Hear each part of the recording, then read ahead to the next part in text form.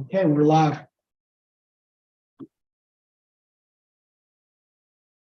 Well, good afternoon, everybody. This is Michael Adams, Kentucky Secretary of State and Chair of the Kentucky State Board of Elections. This is a special meeting at 1 p.m. March 2nd, 2023. I'm going to call the roll based on who I can see on the video, and then I can't see very well out into the audience at the office, and so I'll leave it to you all who are present there to announce your attendance. So I'll start by going around clockwise as I see members. We have Member Brangers. Good afternoon, Deanna Brangers, member, Jefferson County. Member Johnson. Jerry Johnson, member, Franklin County. Member Lane. You're on mute, Member Lane. I'm Lynn Lane, retired Ballard County Clerk, member. Member Brown. Hi, I'm Michael Brown, member, Jefferson County. Member Skolnick. Good afternoon, everyone. Member Corey Skolnick, Jefferson County. Do we have any members attending on premises at the board office? James Lewis, retired county clerk, Leslie County. Thank you, Member Lewis. Is that all? Very good. Okay, well, we have a quorum and we'll call this meeting to order. Our first item of business is to approve our minutes from our February 21st, 2023 meeting. Do we have a motion? So moved. Second, Are there any changes or is there any discussion? I'm going to just abstain because I wasn't at the last meeting, so I'm neither going to vote, yay or nay. Okay. All right. All in favor, please say aye. aye. Any opposed? Ayes have it. Third is to certify vote totals from the special election that concluded on February 21st, 2023 for the vacant Senate seat, District 19, and to issue a certificate of election. I think you all have received those totals. I'll read those real quick. So for State Senator, 19th District, unexpired term, Cassie Chambers Armstrong received 8,139 votes. For the Democratic Party, Misty Glenn from the Republican Party received 2,418 votes. And so with this now concluded, do we have a motion to certify these vote totals? So move. Do we have a second? Second. All in favor, say aye. Aye. Aye. Opposed? Well, congratulations, Senator Chambers Armstrong. We have signed your certificate of election to the state Senate, and you'll be sworn in any moment now and be able to participate in the business in the Senate today. Number 4, review of and vote on memorandum of agreement for election security fund reimbursements to counties that purchase voting equipment. We have Nelson County with 24 precincts. They've requested $60,000. The proposal is to grant them $60,000. Karen, do you have anything to add on that? No, just to add that this is the ongoing public security grant that SBE has distributed to the counties. This brings our total of counties that we still need to bring an upgrade to their election equipment down to 6. So I think, this has been a really positive move to get a lot of our counties upgraded on their election equipment.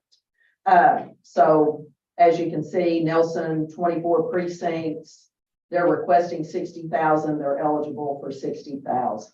So, so we would move that for a vote. Very I good. make a motion, we approve that Or second? memorandum of agreement. Yes, that expenditure to Nelson County. Second.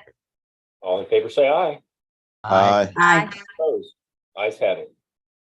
So we have one other item identified for discussion. Of course, then we have other business if there is any, and then a confirmation of our meeting date and adjournment. So we're moving right along. Number 5, discussion on and vote on the county plans for the primary election for May 16th. So members will recall that when we met on the 21st of February, we had received, I think it was 101 plans. It could be 102. I don't recall precisely. Of those, we approved 87 county plans. These are what I think I referred to as no-brainers, ones with all the precincts open or expansion beyond what they've done in the past, or otherwise really no issues of concern. There were several plans that we had not yet received. And when I say we, I mean that in 2 ways. There were some that none of us had gotten from the counties, notwithstanding the passage of the deadline 6 days before that. But there were other counties that just at the last minute had sent their plans and they hadn't circulated yet to the members and to my office. And so naturally, those were not ones that we took up for discussion and approval. There were also a small number of county plans that members, whether it was me or Member Johnson or others, wanted some more time to take a look at. It didn't mean that they were necessarily flawed or problematic, but we thought it was appropriate to do our due diligence and put some time into them. So there's a list here in our board book. I'll just read it really quickly so members are aware. The ones that we held for further review are these 14. Bullitt, Henderson, Kenton, LaRue, Lewis, Livingston, Madison, Marshall, Oldham, Powell, Rockcastle, Spencer, Warren, and Whitley. And then there are 19 that we had not received under one meeting or the other of what I just said. I'll read those too. We've now received all 120, so we've gotten these 19, but I'll add what those are too.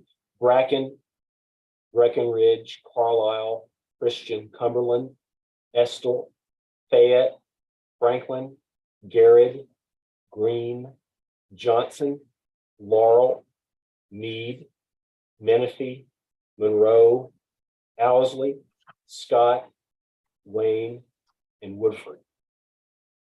So those are the ones that we have left to do. I'm certainly inclined to let any member who'd like to raise any thoughts one way or the other on any of these plans be heard. I think I see some people in the audience. I don't know if we have any people that intend to present today, but I certainly want to give everyone an opportunity to be heard if they would like. If I may. Yes. I'm sorry. No, go right ahead. I was going to introduce the members of KCCA that are here with us today in our offices. And I'll start with Chris Cockrell from Montgomery County, Kevin Mooney from Bullitt County, Jason Denny from Anderson County, Sandy Jones from Woodford County, Amber Hoffman and Rebecca Johnson from Scott County, Gabe Summey from Kenton County, Amy Albee from Oldham County, Jeff Hancock from Franklin County, Lynette Yates from Warren County, and 2 members of her staff, Carrie, and I'm not sure how to pronounce your last name, and Mallory, and other guests we have in the audience today. Trey Grayson is also here, and our former executive director, Jared Deering, is with us today. So I just wanted to recognize those that are here present with us in our office. Well, welcome to all. Glad to have all of you with us. So I'm happy to proceed in whatever manner you all would like. I think one way to do this would be for members to go first and raise any issues they have and would like more information about. The other way would be to let the clerks speak to their plans proactively and address any concerns that might be out there. I'm happy to do it either way. I think it'd be a good idea to hear from the clerks, let them speak to their plans. I mean, they've driven in from all over the state. I'd like to hear from them. Okay, well, I agree. in no particular order, I can't see you all back there very well from this camera shot, but I'll certainly let anyone come up who'd like to speak.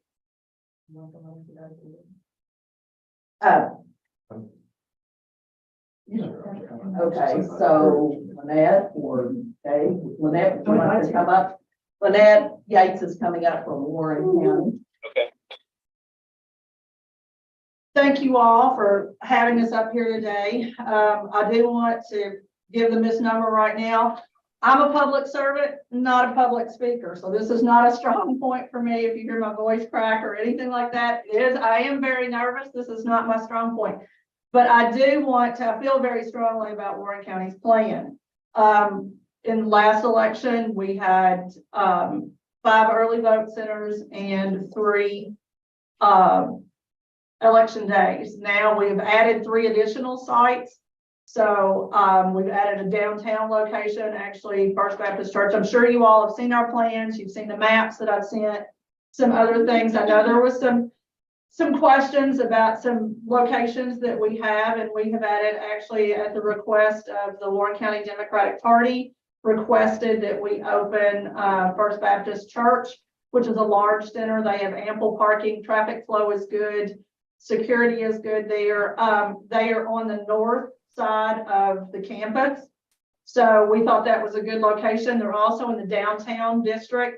There were some questions about, I think the Shake Rag area, that it's 5 blocks from that area. We also are opening up Eastwood Baptist Church, which is actually the voting location for the Shake Rag area. It is the voting location that when we had precinct level voting in 2019, the Eastwood Church is actually where that group actually vote. So we're opening that center back up. I think there's been some questions about a location out in the Spring Hill, Whispering Hill areas. We actually have 2 locations that were from the suggested site. We have 2 locations within 1.5 miles of the suggested site of a school. Schools are very hard for us to get into right now, especially elementary schools, because if you're doing an election day site, you typically can't get into that location to 4 or 5 o'clock on the Monday before election day. If you're going into more and more schools, it's harder and harder for us to set these centers up and these precincts up, because my staff and our parks department go in and set these completely. Everything is ready. When our election officers walk in the door, everything is set out. They are ready to vote. So we try to make that easier. I feel like we've made it very easy for everyone in Warren County. I will tell you, I've talked to both of my two of my legislators for some districts that were questioned, and Michael Meredith, and I talked to Kevin Jackson. Both of them said they support our plan 100%. Michael is actually that 5th district. I think there was some questions about that we have vote centers. They're not actually in that 5th district, but they border every area of that 5th district. They both said we have their 100% commitment, that they think we've done an excellent job on the plan that we've presented. Any questions?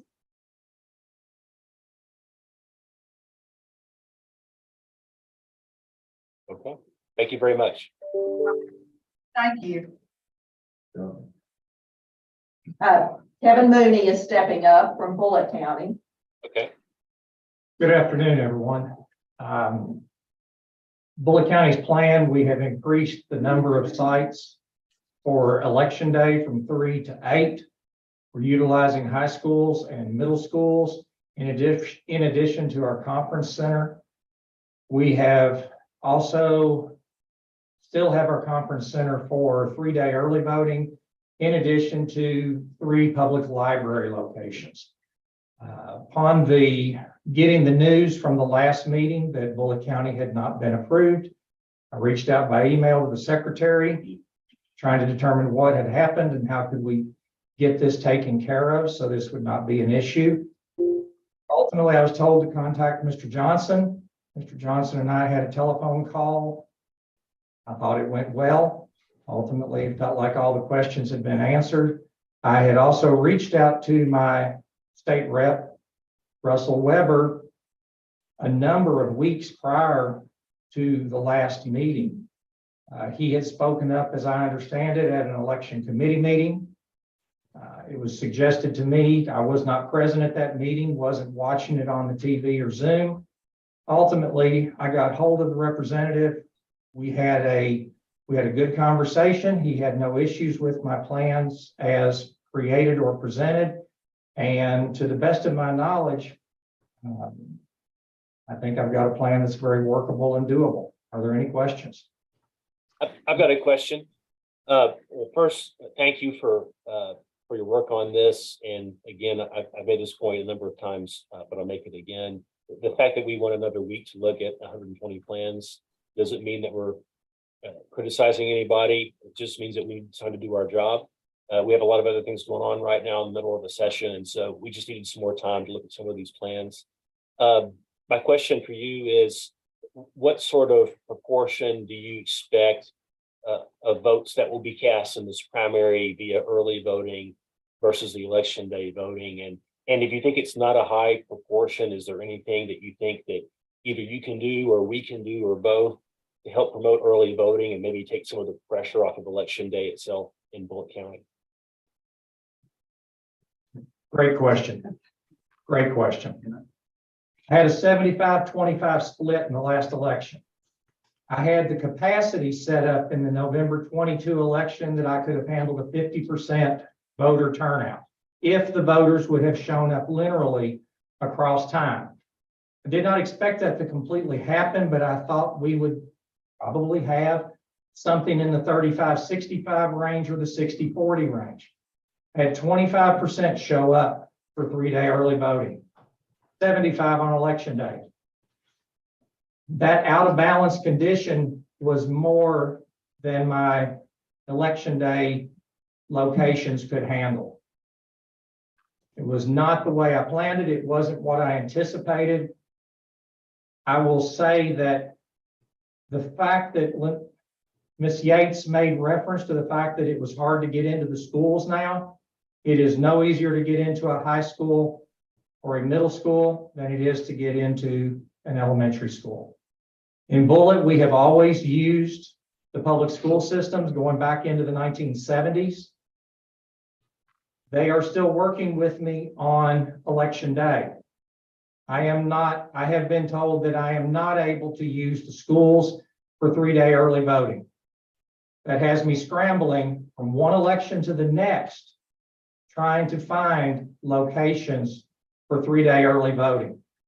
There's a KRS that says the county clerk, as chairman of the Board of Elections, can take any taxpayer-funded location, whether in part or in whole. 117.065, paragraph 2. It's very clear. It has a shall. Realistically, I'm trying to put this together to where I don't go where I'm not welcome. But I will also say that my Paraquet Springs Conference Center, which is approximately a 10,000 square foot building in one room, in addition to other rooms inside the venue, has been remarkably good to deal with, both for 3-day and election day. At some point in the future, there needs to be discussions about this particular KRS and what does that mean for 3-day voting?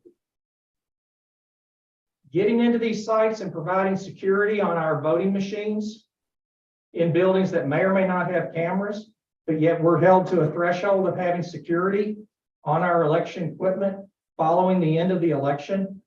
We're now transporting scanners back into the voting machine rooms end of night, election night, instead of moving them back the following day because of KRS changes. The schools provide us a level of security to where the key holders are known. You start going into churches and community centers and others, the list is not always known. Camera systems are not always present. In Bullitt County, my Parks and Rec does not have a single gymnasium available for the public. The only gyms I have in Bullitt County belong to the school system. Because of increased school safety issues, it is becoming harder and harder for us to find adequate locations. I only see this getting harder. I don't see it getting easier at this point. What do I anticipate for turnout on this one?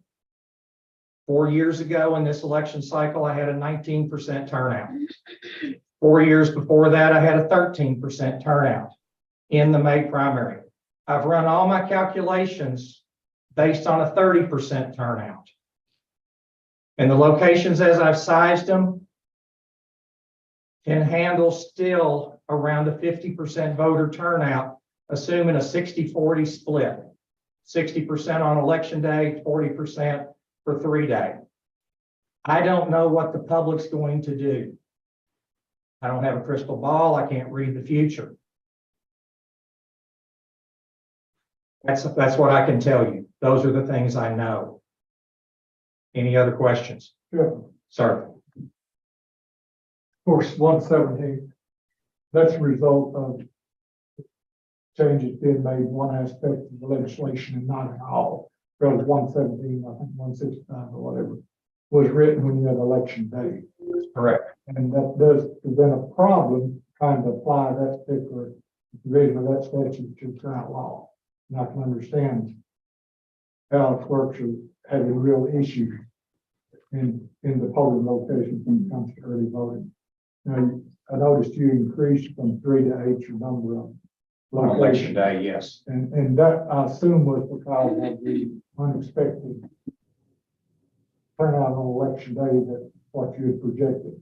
Yes. In the last election. Yes. And that's a continuing problem clerks have in trying to determine what your turnout is going to be on any particular election. Historically, this should be a low turnout, Yes. but with the number of candidates running in one party for government, it may not be as low It's a wild card. as historically, this type of primary is. So that's another issue county clerks have to deal with there. Yes. And it makes it difficult.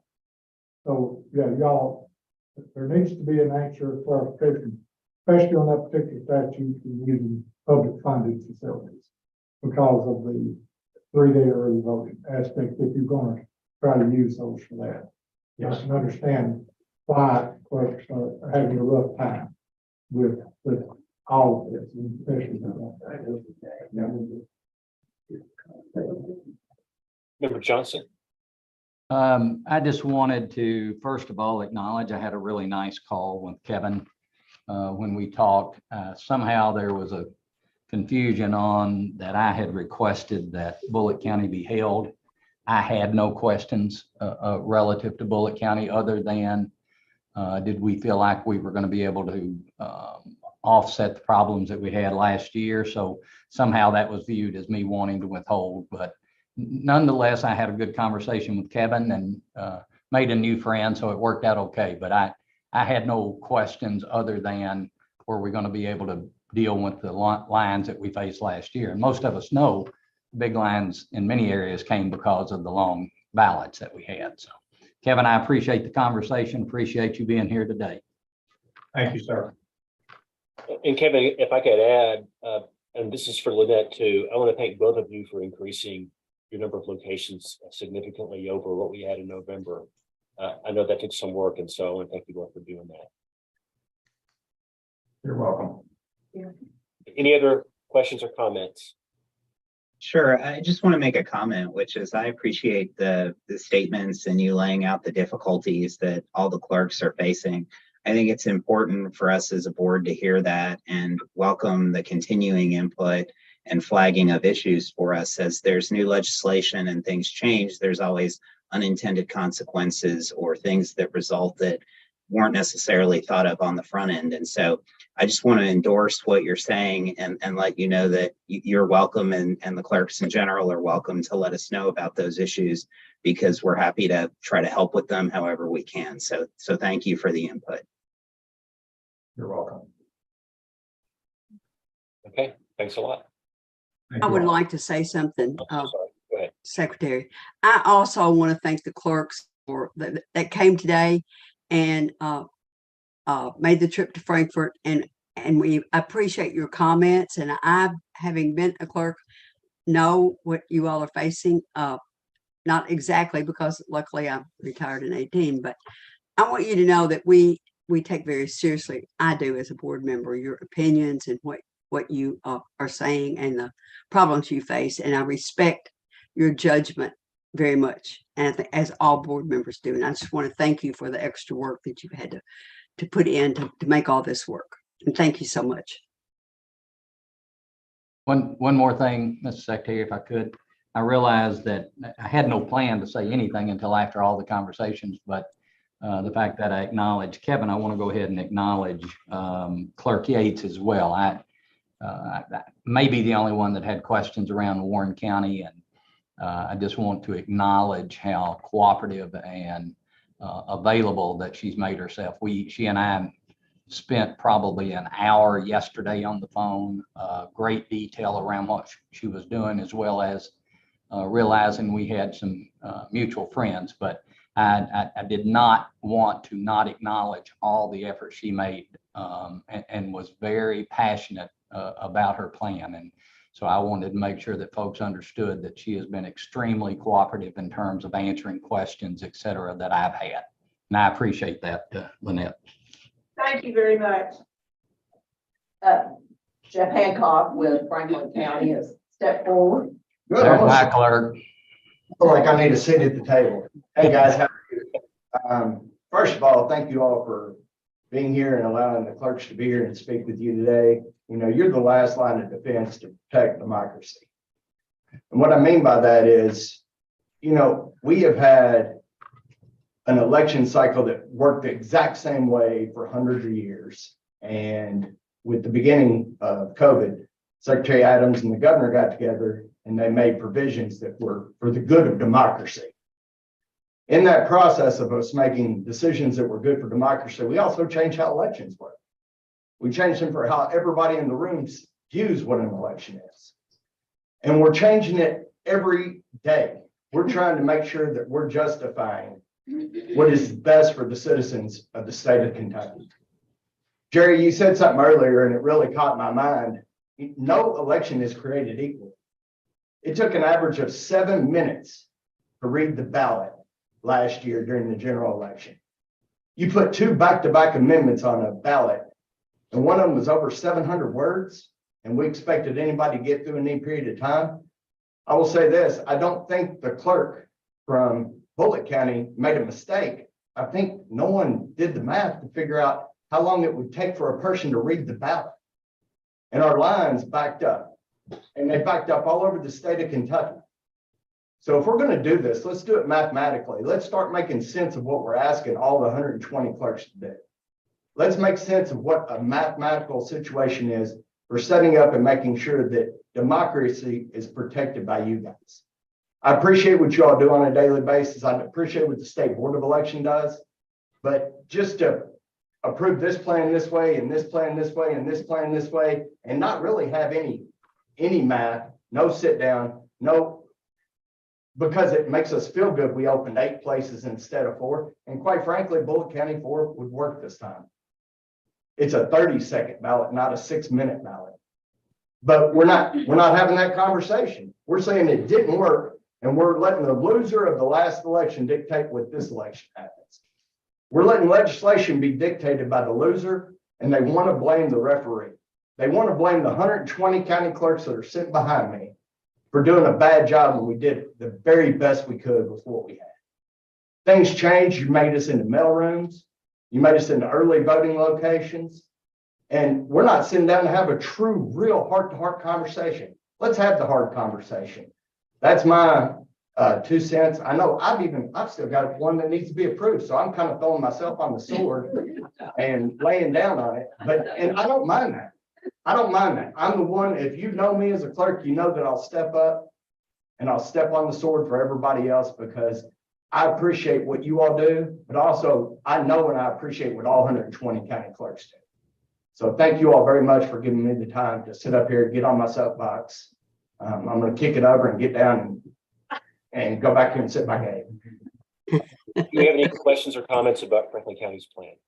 No, as a voter of Franklin County, our clerk does a very good job, just like all the other clerks, and I appreciate seeing him here. He's, I'm glad that he spoke up a little. You know, he has a hard time getting to the point many times, which is a joke. Yeah, but no, he does. He runs a good and clean ship, just like all the other clerks do. It's speaking to what he had to say is, we start from the position, or I start from the position of recognizing that county clerks are the absolute closest to the voters in their county. They understand their counties better than we do. And the times that I've seen there being problems, they have been not because somebody was ill-intentioned, but because things were different. Ballots were longer. We were trying to decide how many people are going to vote in voting centers in one location versus the other. We're trying to adapt to a new way of doing it after COVID. But we're now past COVID. And so I think it's a time this year for us to reflect that we're all in this for the same reasons. It's we have a responsibility based upon what the statute requires. We have a requirement to review every plan that is submitted by county clerks. And we don't have a foundational basis for how we do that. So it's subjective many times from our perspective, just like it is for clerks in many cases. So we look to work with you, continuing to partner, look for ways to make sure that it's easy to vote and hard to cheat, Mr. Secretary. So that's, I mean, that's where we come from. That's, I take my responsibility extremely personal. And I've done a lot of work on the local level. I worked on a local county board of elections, and I can't tell you enough how much we appreciate you. And so when we do raise a question, it's just out of the fact that we have a responsibility under the law to do just exactly that. So thank you all very much for being here. I'd love to see you every time we have a meeting. So. Okay, I think I saw another clerk step up. I can't tell who it is, but welcome. Michael, it's Gabe Subby, the Kent County. Welcome back. Well, I want to thank you all. And before I start, I want to see if you all have any questions about my plan. So that might lead to the next thing. I'm sorry, which county? Kenton County. Kenton County. Jerry, I feel bad. I didn't give you a call.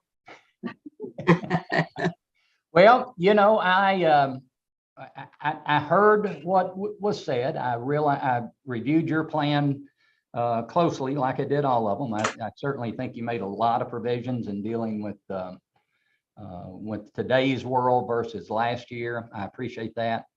The fact that how I vote today may not be how I vote in the fall. You know, the unique thing about this is we have to do this every single election, and that's from primary to the fall. Even if you use the same plan, it still has to come in for approval. So again, what we do is just based on what we understand and what we hear, both from the clerk and from local voters. But no, I didn't. I don't think I raised any particular questions on Kenton, but I won't be afraid to next time if I need to. So Okay, well, fair warning. My concern, or what I would like to say is I added 12 additional locations. And that's why I wanted to see if anybody had any questions. One of my concerns always with this changing from election to election is that, your continuity, trying to educate your voters on where to go, how it works. That's very confusing for them and also very expensive for me to advertise to educate voters. I can't knock on everyone's door. I put mailers in everybody's box and they pitch them. I can't make people read. So, when we come up with a plan, it is not arbitrary. I think everybody knows their county best and everyone has a very unique personality to their county. I don't think Kenton County is unique in that we have we have an inner city, we have huge suburbs, and we have a lot of rural areas as well. And I'll speak to also Kevin, it is getting more and more difficult to find locations. One, people don't have to say yes to us. I got a lot of pushback, particularly with Amendment 2, because I had polling locations in churches, separation of church and state. I mean, I could give you my dissertation on what did and didn't go well in that election. But at the same time, I do use a lot of schools and they're all saying to me, we want law enforcement at the front door. I had people walk into polling locations with guns. The poll workers saw them. The school superintendent saw it. They're trying their hardest to kick me out because they don't feel safe. And if one school closes, all the schools close. And that means those kids aren't in school. And for my inner city population, they don't eat. And I have been asked by superintendents to get out of the schools because these kids don't get food then. That is really upsetting to me. Okay, so namaste for a moment here, but I think one of our other issues is the use of cell phones on election day. You can take a ballot selfie all you want, but you can't start researching people when you sit down. And I'm under a different pressure in that I have the Department of Justice, which they're doing this, the Jefferson County too. Every one of my sites has to also be approved now by the Department of Justice to make sure that they meet all the ADA compliance. Me adding 12 more spots has just made it very difficult. And the only reason I added 12 is I don't have any more equipment. I can't, if I am going to have 6 days in my office, I have 3 days in 5 locations, and I have 34 on election day, and I can't commingle my equipment and it can't be reused again, then I'm out of equipment. So whatever happens, agree or disagree, that's where I'm at this moment in time. So that's why I wanted to ask if you had any questions. And before I finish, I want to especially thank Deanna Brangers during the 2020. I never get to tell you personally how impressed I was that you went to Louisville and did such a hands-on job there. I really thought that was awesome, and it was always great to hear your perspective. Does anybody have any other questions? Thank you, Gabe. I just want to acknowledge that because it was a really difficult time for all of us. But after working with this board, I felt it was really important to be on the ground and know how things were working so that anything that wasn't working could be addressed in a timely fashion. And it was a great experience. And quite frankly, I miss all those people. I've got a couple of questions, but I'll let anyone else go first if they would like to. Okay, thanks. Actually, more of a comment and a question, Gabe. Well, number one, thank you for coming to our office and sitting down with us and talking through your plan. And thank you especially for adding so many more locations.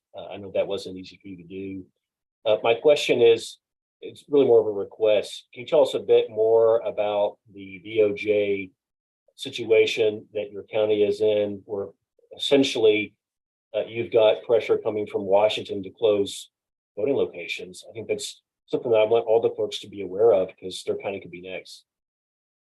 So the Department of Justice came in during the 22 primary based on a not formal complaint, but a phone call in which they would not disclose to me the contents of the complaint or who made the complaint. They sent 2 teams of 3 people to review every one of the polling locations. And mind you, I had 24 locations. Only one of them passed ADA compliance.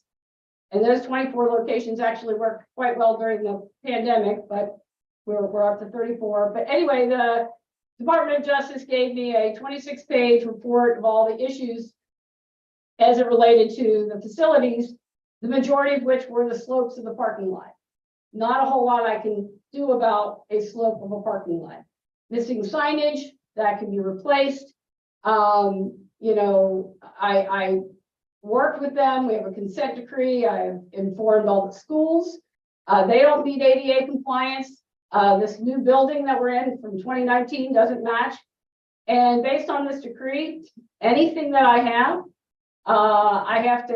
the county has hired a special engineering firm to look at all the facilities and any of the additional ones that I've added and to give a plan for remediation for anything that doesn't meet ADA compliance. So it's ADA okay for every day, but it's not ADA okay for election day.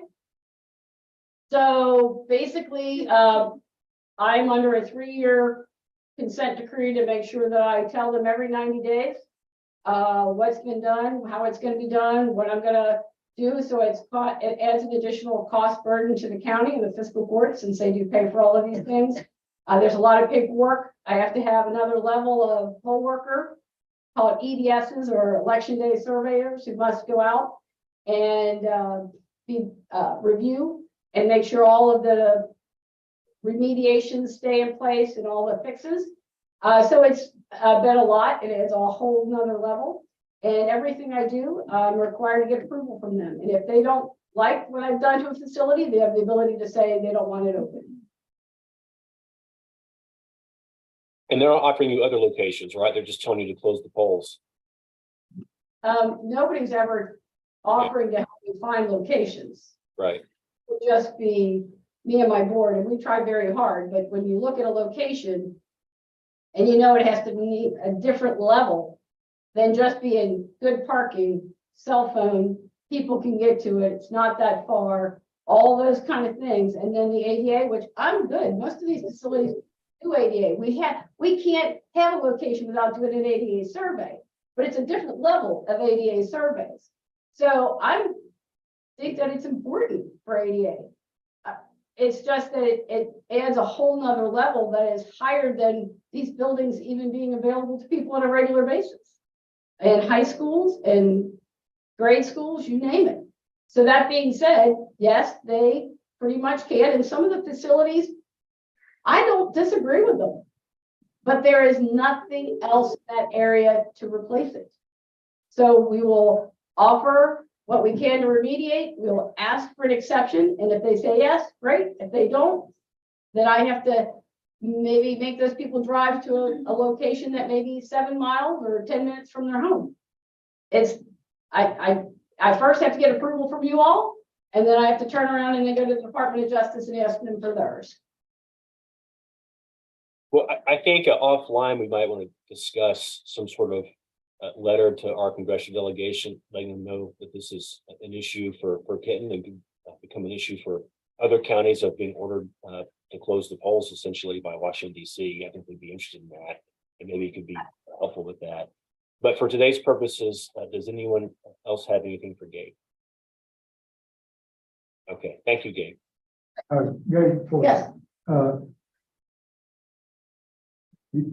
How many units or machines equivalent do you have today as compared to before the pandemic? So in the old way that anything was set up, because of the way we could not use our equipment, every precinct that I had to have a scanner and an ADA piece. So we had 214. I had 105 precincts. Now I have 70 precincts. I only have 68 pieces of equipment, but a lot of that's being used for mail, 6-day, my 3 days of early voting, and then election day. And since they can't be reused again, right now, based on what I currently have, which is 68 scanners, I have 214 of the express vote, which are just the ballot markers, because that's what I want people to utilize more. But that's my equipment right now. That's the main difference. So money is a issue now. So, I mean, because of equipment. correct. You cannot purchase the amount of equipment you really need. I wonder how many counties are in that situation where the dynamics of the election process has forced a equipment, I guess, change to where you really don't have enough equipment now because of all the early voting and 3-day, 6-day. Right. Equipment you cannot reset or reuse, which is logically it's probably correct. It should be that way. But so. But when I only had 7%. More money. I only had 7%. You're kind of playing the numbers here. This is kind of like being in Vegas without a clue. Right. So I've got early voting, 5 locations, and only 7% showed up, but the equipment is already prepped for that and can't be used again. Yeah, you never know how many people. Yeah. We had one time, we had 7% now, but you've got to plan for it 100% basically. You've got to have the equipment there for a handle, whatever it does turn out. So that is creating problems I can see for you not having the equipment that you really need. And I don't know, maybe the works might do a survey to see among the folks, how much more equipment is really needed, if they feel like they really need that one. And of course, I don't know where we would get the money, but I would say that we need to work hard to try and find one. To make sure you all do have the equipment just to run the election. I appreciate that. Thank you for your time. There is, James, there is another 12.5 million, but you're right. We need to look beyond FY. Thank you. Thank you.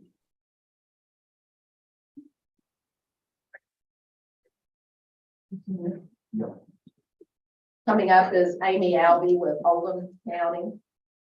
Good afternoon, Amy Albee, Oldham County Clerk. I'm pretty much the newbie in the room. I've only been in office for 7 months as I was appointed August 1st to finish out Julie Barr's after her retirement. So I was officially sworn in January, but on the plan that was submitted in relevance to the November plan, there are 4 additional voting centers.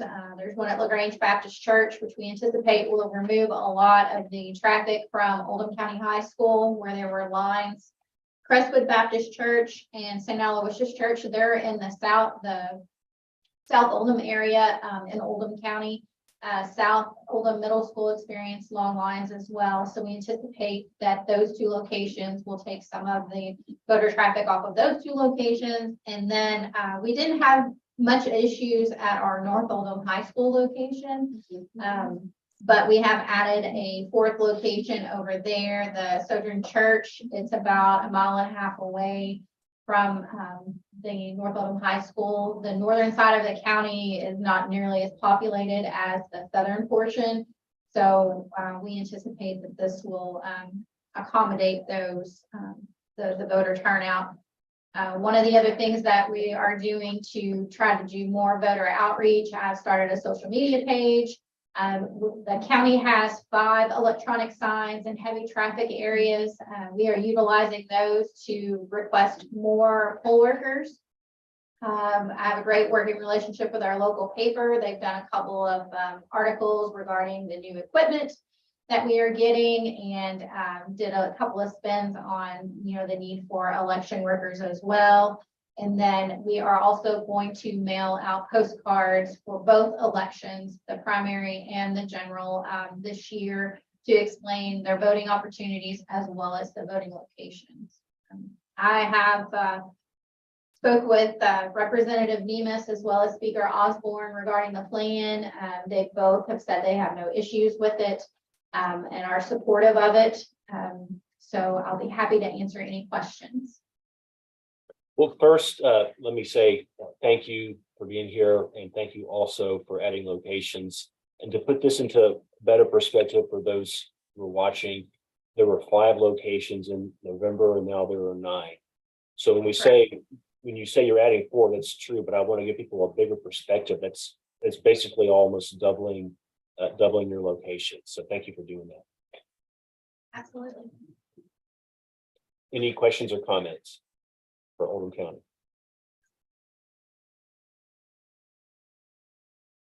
Okay, thank you very much.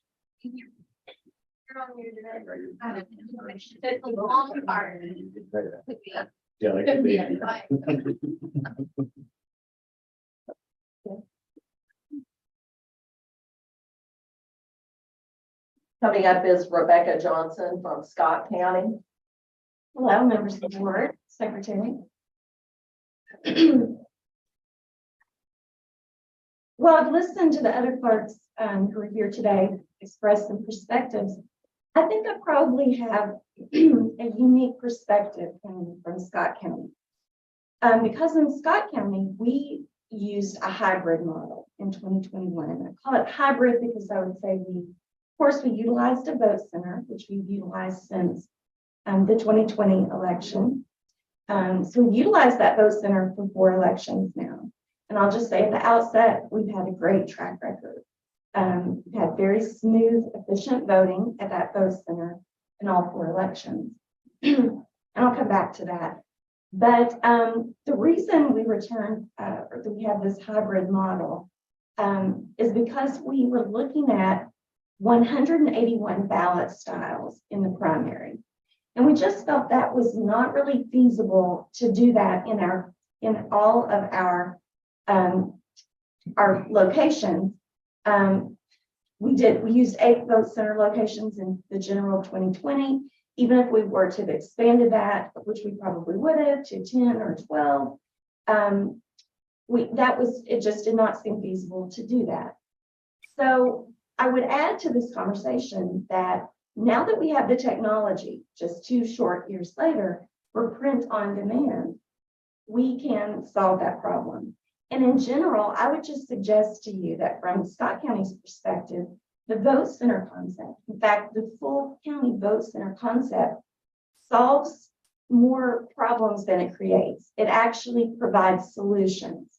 So let me give you a little bit of perspective of this from Scott County. Do you mind if I get a drink of water before I get into Not at all. it? There's a water cooler right out by the door there. I'm sorry. Thank you.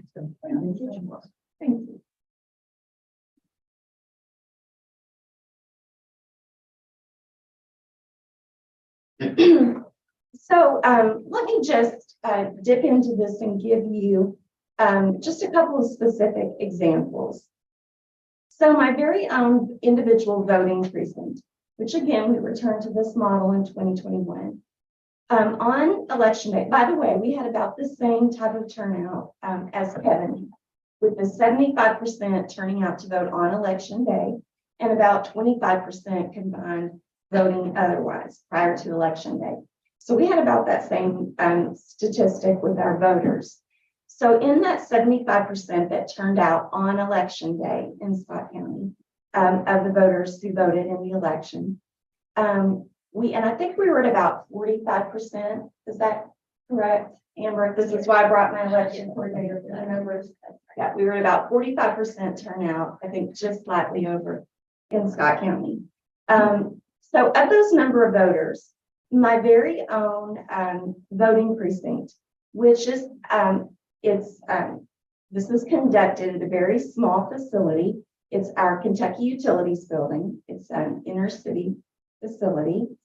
I wanted some feedback about how this was working to compare against our vote center, because we had a very, very smooth 2020 election with our full county vote center concept. So if you ask why we're looking at returning to this after having gone back to open up our traditional precincts as well as maintaining our vote center, these are the reasons why. This is what I'd like to offer to you today. And here's a perfect, I think, specific example. So at the precinct, that would be my own individual precinct, we voted, or say the number of voters that turned out to vote was 272 voters who voted on election day. And just checking to get some feedback from that precinct, I know that voters waited 20, 30 minutes at times at this precinct. It's a very small facility. It cannot maintain a large voting room. The largest space in the facility can really only maintain usually about 4 privacy booths. And of course, by spreading my resources out in these 26 different locations, which maintains our 46 voting precincts in 26 locations throughout the county. That's what has been traditional. Of course, I can only have the resources to put the typical precinct officer staff, the clerk, 2 judges, a sheriff. So with the resources that I have, the 1 voting machine, the small number of privacy booths that can fit in the facility, the traditional staff of precinct officers. So by putting all those resources there, we were able to take care of 272 voters. Let me give you the comparison to our vote center. We had the highest turnout on that day at our vote center, which we maintain at our Scott County Public Library. It works very well for us because it's a public facility that has been very cooperative to open to us for early voting, as well as election day. It has ample parking. It has a very sufficient community room where we can maintain about 25 privacy booths easily. So we operated this Scott County Public Library Vote Center with 4 clerk stations, I would say. So, and I want to touch on this too, because that means 4 e-poll books, but e-poll books need to be equipped with a clerk and a judge. So we had about 4 what I'll call check-in points at this location. And we had about 25 privacy booths. And we found that 2 scanners worked very well. I do think, I believe I heard member Johnson, who questioned the number of scanners at a vote center. I would go, I think that was, I think that was an excellent question to ask when you talk about how much equipment, but also you need to be talking about how many privacy booths, and not just how many voting machines, but also how many check-in stations. So again, when I refer to that, I'm talking about not just the e-poll book and all of the complementary equipment that requires, if it's print on demand, that equipment, so on and so forth, but the clerk and the judge. So it is really about the equation of the check-ins, the privacy booths, the voting machines. And if you have and use your most optimal facilities, for which what you see for us, what we're projecting in Scott County is 12 facilities that we would utilize, you can see they're almost all schools in our public library. And we intend within the next couple of years to add a 13th is what we're projecting. And that will be at our Scott County Clerk's office, satellite office, which has not yet been constructed, but it is projected for the year of 2025. And of course, we could use a school temporarily for our needs in the 2024 election, or even the 2026 election if that facility is not done on schedule. But what I'm suggesting to you is, again, let me go back to the voter turnout then at that vote center on election day. So 272 voters at this other very small precinct. Our Scott County Public Library vote center voted more than 1,950 voters in the same day. The same length of election day, over 1,950 voters were voted at the vote center. So one thing I would tell you is Scott County voters prefer this. That's why the highest number showed up to vote at the vote center. And I would also suggest to you that I can do a better job as the county clerk with my election staff, with my county board of elections in overseeing these facilities if I can compile my resources, my equipment, my precinct officers, and in fact, at the number of about a dozen and eventually 13 vote center locations, I can actually put a liaison for my staff, a very highly trained member of my staff that can be my eyes and ears on the precinct all day long. And if I have spare equipment, I know where I might need to send that equipment. If I need more privacy booths, I know where I need to react to that. So I'll just give you 1/3 example on this same election day. So 2021 general. I also had a precinct. One more drink, please. Hey, can I just let you know, we do have other people that want to be heard, and we do have other business, and I've got a 2:30 meeting and we're in the middle of the session. So if there's no controversy on your plan, I'd like for us to go ahead and be able to have an opportunity to get it through. Okay, then I'll just, Any questions or comments about Scott County? I'll be glad to entertain any questions then that you have. Okay. Okay. Very nice. Okay, thank you. Thank you so much.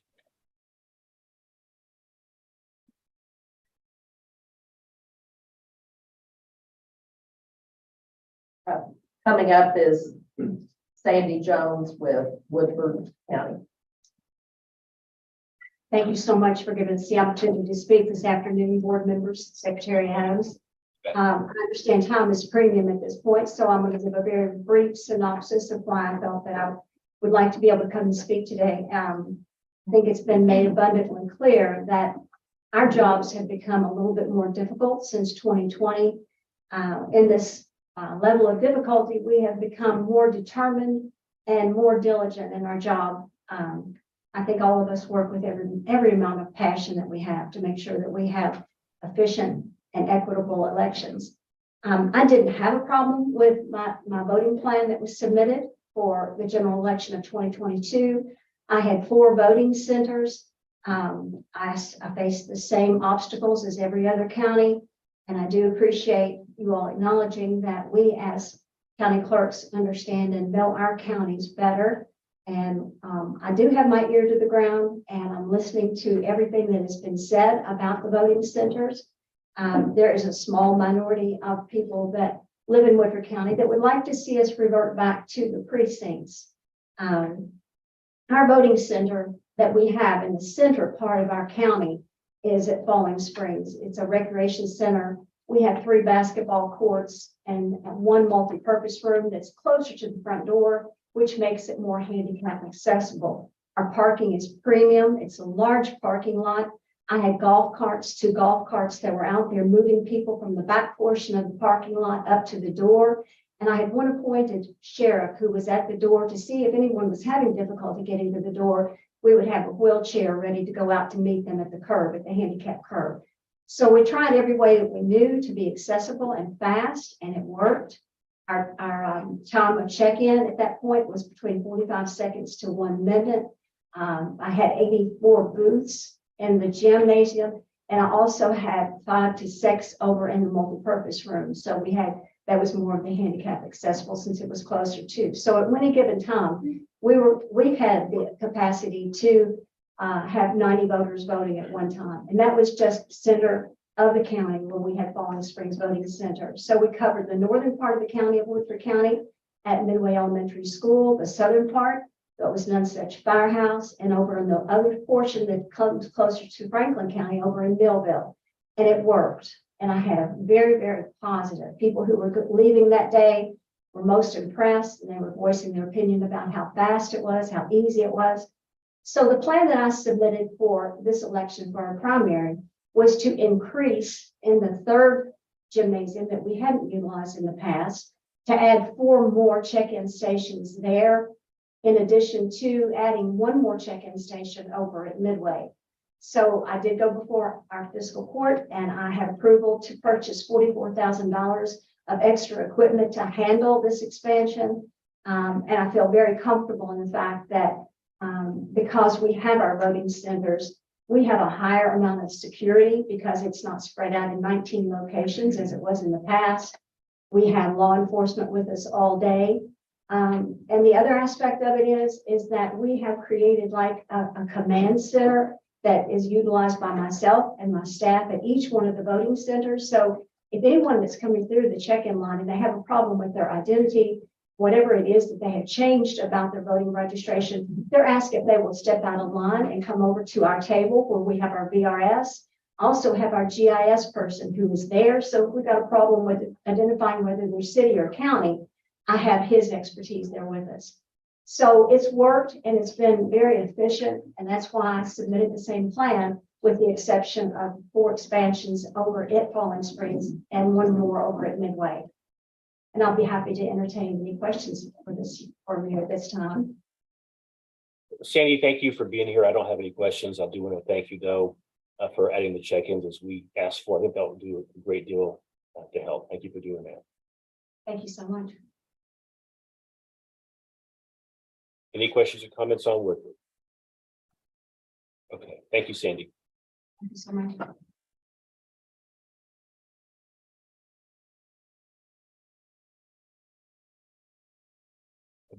Is there anyone else? I believe that covers our clerks that are here present with us today. Okay, thank you. Okay, so I'll turn this back over to the members. Are there any other, is there any other discussion of the remaining plans? Any other questions for our guests or for the staff of the board? I don't have any questions. I just want to make a comment if I may real quickly. Sure. I just again want to thank all of the clerks for, being willing to take time. I know many of you probably have offices that are short-staffed and trying to do a whole lot with limited resources. So being willing to come here today to discuss your plans and just kind of tell us the thought process. We can read what we read on paper. I think everybody here knows I spend a lot of time reviewing plans and asking questions, and because I truly want to understand. I don't always know the geography of of everyone's area. So I just really appreciate you taking the time to come before us and to be willing to speak to us. And it's on the public record, so the public can also understand the thoughts that you all have put into developing these plans, and we appreciate it. Yeah, thank you, Member Branners. I agree with every word of that. Thank you. Anyone else? Okay, do we have a motion? So moved. Second. All in favor, say aye. Aye. Sorry, What, Member Johnson. what was the motion? It's a fair question. Whoever made the motion, can you please state the motion for the record? Approve all the plans. 33. So, could someone who's closer to the mic, repeat that for us? We have trouble hearing. James made a motion to approve all 33 plans. Okay, is there a second? I seconded it. Second, yeah, Is there any discussion? Hearing none, all in favor say aye. aye. Aye. Any opposed? Aye. Ayes have it. All right, thank you all, and clerks, thank you again for being here. We really appreciate it.